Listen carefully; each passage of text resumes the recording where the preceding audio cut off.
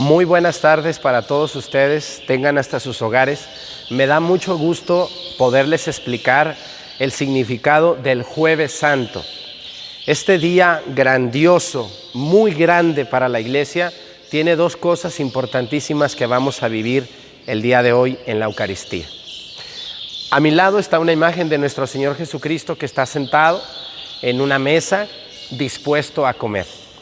Esta imagen del Cristo es el mismo que utilizamos el Domingo de Ramos, es la misma imagen que que vamos a utilizar el Viernes Santo para el Vía Crucis, es la misma imagen que vamos a utilizar para la Resurrección. ¿Qué pasó el Jueves Santo? Bueno, la iglesia celebra dos cosas el Jueves Santo. La institución de la Eucaristía, es decir, en otras palabras, para que me entiendan bien, la fundamentación o la fundación de la misa. Cristo funda la misa y se la da a sus apóstoles. Y también hoy celebramos el fundamento, la fundación o el inicio del sacerdocio como un sacramento y como un ministerio al servicio de Dios y de la iglesia. Quiero fijarme con ustedes, tenemos aquí al Cristo, pero tenemos a mi lado izquierdo un altar, al cual no tiene mantel todavía porque estamos esperando para la misa. Esto no es una misa, todavía no es una misa. Les voy a decir algunas cosas importantísimas que tenemos que tener en cuenta. Fíjense que todas las iglesias de cualquier tipo cristianas no tienen los sacramentos. Muchas iglesias cristianas de sectas o algunas iglesias que se han separado de la Iglesia Católica, que es la única que fundó Cristo, tienen muchos elementos importantísimos, como es la oración, la adoración, el levantar las manos, la imposición de manos. Tienen muchos sacramentales en ellos, pero no tienen ningún sacramento, o por lo menos no tienen la Eucaristía. La Eucaristía es un tesoro que Cristo dejó en la iglesia. ¿Cuál es ese tesoro, Padre? Bueno, dice la palabra de Dios, ahorita lo vamos a leer, o de una vez lo leemos, ¿qué les parece? Vamos a ir al Catecismo de la Iglesia Católica. Quiero fijarme con ustedes en el número 1139. Hay que recordar que el Catecismo de la Iglesia Católica es el fundamento, o es la base sólida, más bien, doctrinal de todo lo que la iglesia cree. Después de la Biblia, la iglesia, el libro más importante para la iglesia después de la Biblia es el catecismo, porque el catecismo recoge toda la doctrina cristiana fundamentada por Dios en la Biblia y explicada por la iglesia a través del catecismo. En el número 1339, fíjense lo que dice nuestro Señor Jesucristo. Dice: Jesús escogió el tiempo de la Pascua para realizar lo que había anunciado en Cafarnaúm, dar a sus discípulos su cuerpo y su sangre. Así es. Los apóstoles, estoy seguro que no sabían ni entendían, ¿no? Si imagínense ustedes y yo ahorita que vamos a misa, no entendemos ni a qué vamos a misa, después de 2000 años, con todas las explicaciones que hay por todos lados, no entendemos. Pues ahora los pobres apóstoles que en aquel tiempo no sabían ni lo que era la misa, ¿cómo que vamos a comer su cuerpo y su sangre? Pues que somos caníbales o qué va a pasar, ¿no? No entendían, estaban embotados de la mente. Por eso Cristo dejó para los últimos días de su vida terrenal la institución de la Eucaristía, el gran sacramento que tiene la iglesia, del cual nacen todos los sacramentos, al cual llegan todos los sacramentos, por el cual nos alimentamos en el cuerpo y en el alma todas las personas. Este día, Jueves Santo, Jesús instituye la Eucaristía. Y cuando instituye la Eucaristía, al mismo tiempo instituye el sacramento del sacerdocio o los sacerdotes. Vamos a leer el capítulo de Juan. Fíjense que si ustedes van a la Biblia, vamos a encontrar que la narración de la última cena o la narración de la institución de la Eucaristía está narrada en 4 sitios, en 4 lugares, en los 3 evangelios sinópticos. ¿Cuáles son esos evangelios sinópticos? El evangelio de Mateo, de Marcos y Lucas, que se parecen mucho, estos 3 evangelios. Y también San Pablo la narra en una de sus cartas. Vamos a analizar hoy, para no tardarnos tanto en la lectura de la Sagrada Escritura, vamos a analizar una de las narraciones más bellas y completas que tenemos, el Evangelio de San Lucas. ¿En qué capítulo, Padre, por favor, para buscarlo en mi Biblia? Capítulo 22, versículos 7 al 20. Bueno, dice: llegó el día de los ázimos, así dice San Lucas. Los ázimos es una fiesta que era poquito antes de la fiesta de la Pascua y Cristo utilizó las fechas de la Pascua, cuando iba a comenzar la Pascua, para celebrar la última cena. Dice, llegó el día de los ácimos, en el que se había de inmolar el cordero de la Pascua. Envió a Pedro y a Juan diciendo, vayan y prepárenme la Pascua para que la comamos. Fueron y se prepararon la Pascua. Llegada la hora, se puso a la mesa con sus apóstoles y les dijo, con ansia he deseado comer esta Pascua con ustedes antes de padecer. Fíjense, porque les digo que ya no la comeré más hasta que se halle cumplimiento en el reino de Dios. Por eso es llamada la última cena, porque ya no va a haber otra cena más de Jesús con sus apóstoles. Dice, y tomó pan, dio gracias, lo partió y se los dio, ¿no? Diciendo, este es mi cuerpo que se va a entregar por ustedes. Hagan esto en recuerdo mío.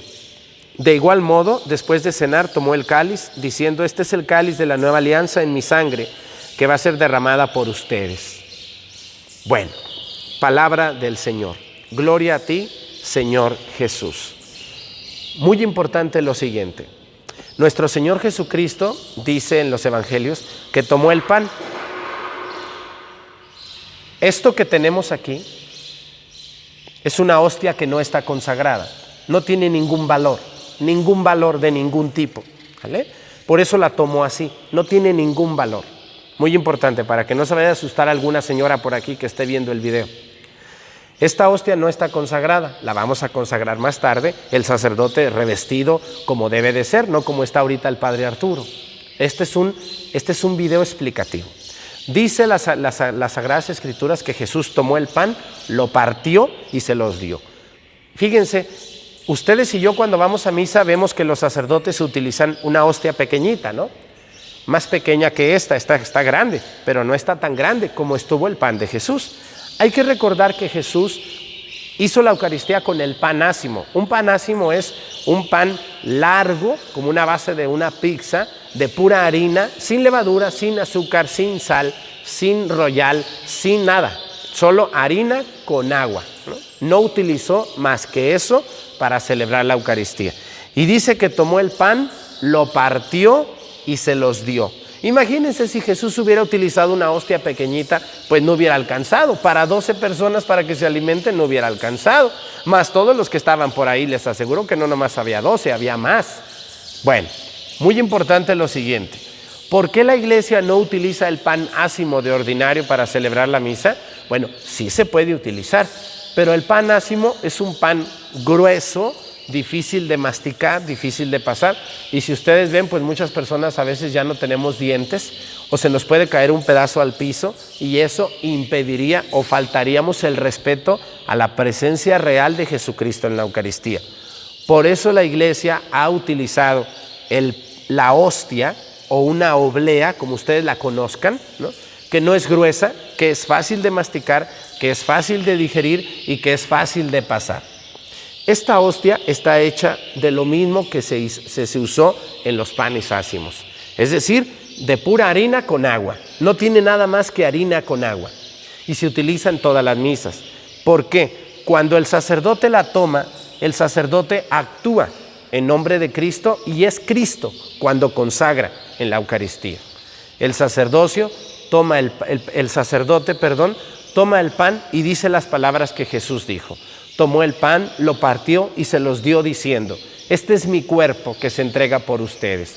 Después tomó el cáliz. Esto que tenemos aquí no es una copa, no se le dice copa, se llama cáliz y se llama vaso sagrado porque en él el sacerdote puso vino generoso para consagrar y una gota de agua, las cuales se mezclan y a través de esto, cuando el sacerdote eleva el cáliz con las ofrendas del vino y del agua, y lo ofrece a Dios y después dice, tomó el cáliz lleno del fruto de la vid y se los dio diciendo, esta es mi sangre, sangre que se entrega por ustedes. Imagínense nomás lo bello que tenemos. Esto que hizo el padre Arturo no tiene ningún valor ahorita, es un valor explicativo solamente. Bueno, entonces Jesús dejó la última cena, pero ojo, y quiero leer con ustedes en el catecismo un número importantísimo, el número 1341.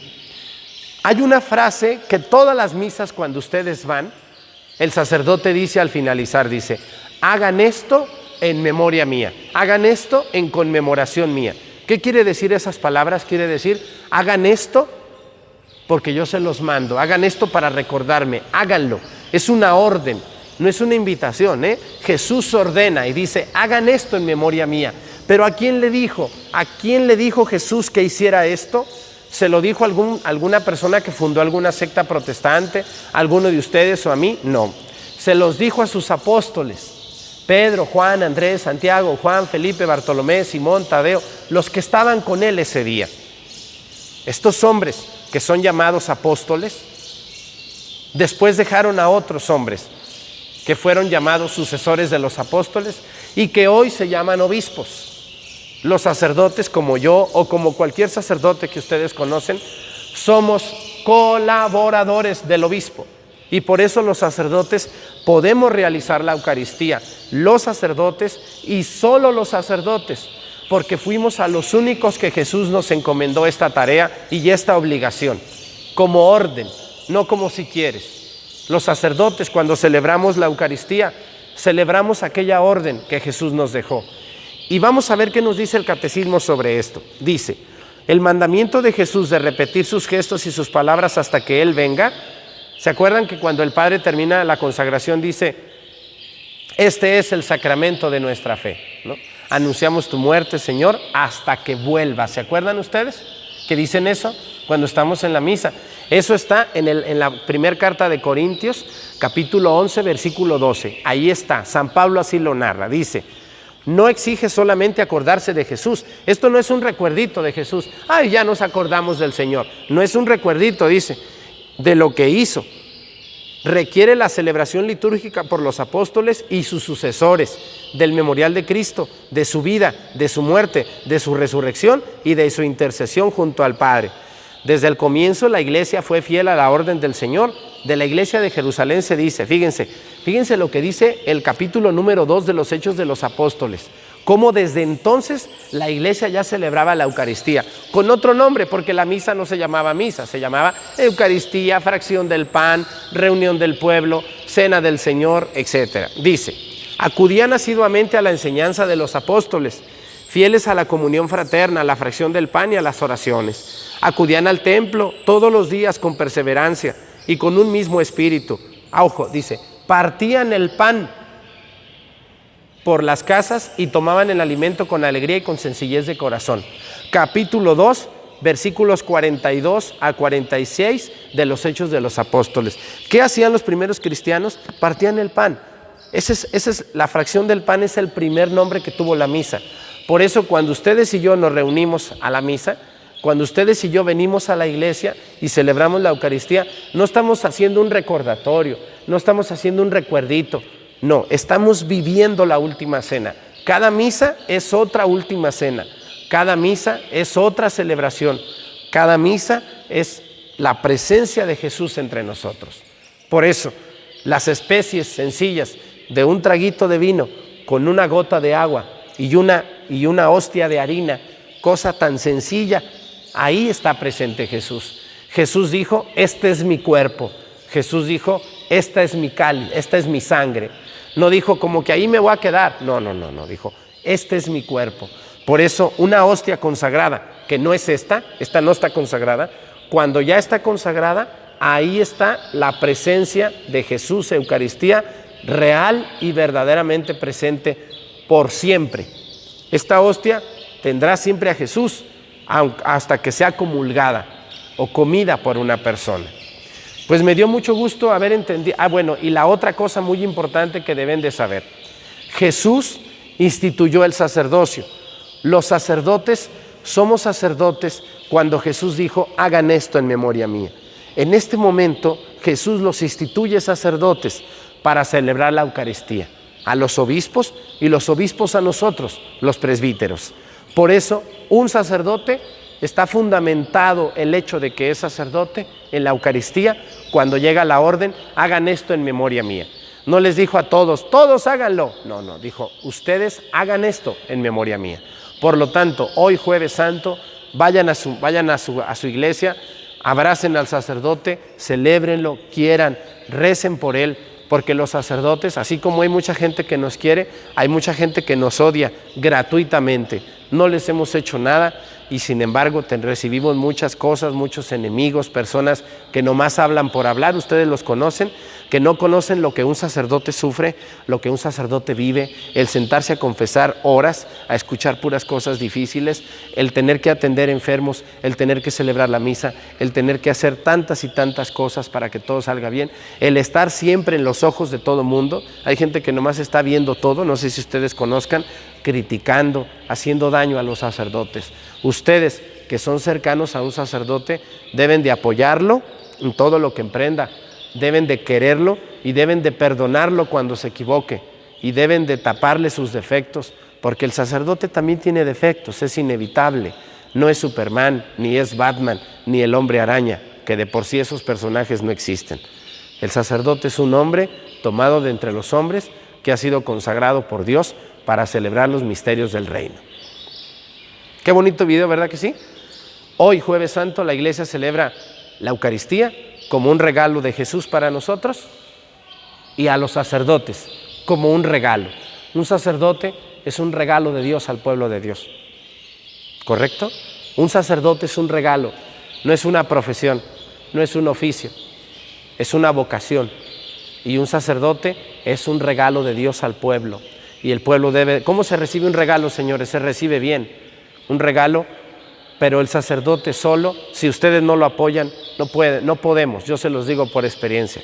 Si yo no tuviera bastante gente que me ayuda, yo no podría hacer mi trabajo como sacerdote. Que Dios me los bendiga mucho. No se pierdan los próximos videos que vienen muy buenos.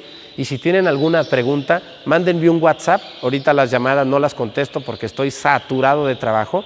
Mándenme un WhatsApp. Esos todos los días en la noche los respondo. 7471-277621. Por allí me encuentran. Que Dios me los bendiga en el nombre del Padre y del Hijo y del Espíritu Santo. Amén. Hoy voy a ofrecer la misa por todos ustedes, señores, que ven estos videos. Buenas tardes.